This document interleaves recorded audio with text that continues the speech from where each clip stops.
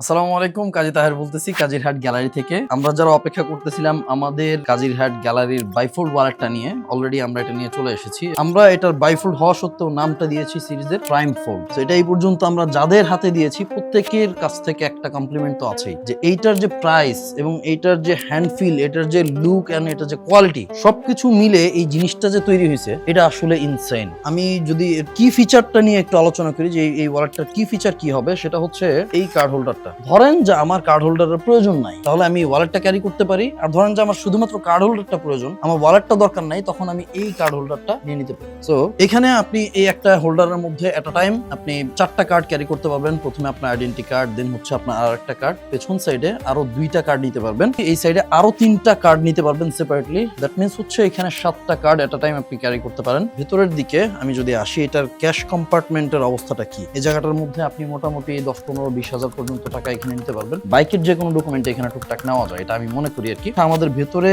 Leather ফিনিশিংটা আসলে কিরকম, এই যে পেছনের পার্টটা যদি বলি এখানে লেদার দেখা যায়, মাঝখানের পার্টে যদি আসি এটাতেও লেদার দিয়েছি, এবং এই পাশের পার্টে যদি আসি এখানেও লেদার। এইটার মধ্যে আমরা 3টা কালার নিয়ে এসেছি। 3টা কালার থেকে যে কোনো একটা কালার আপনার পছন্দ হবে, এটা ফর শিওর। তো কালার 3টা হচ্ছে অ্যাজ অলওয়েজ আমাদের রেড ওয়াইন কালার, যেটা সবচাইতে বেশি পছন্দের কালার আপনাদের। দেন হচ্ছে মাস্টারপিস আমাদের ব্ল্যাক কালারটা, জেড ব্ল্যাক বলে থাকি আমরা এটাকে।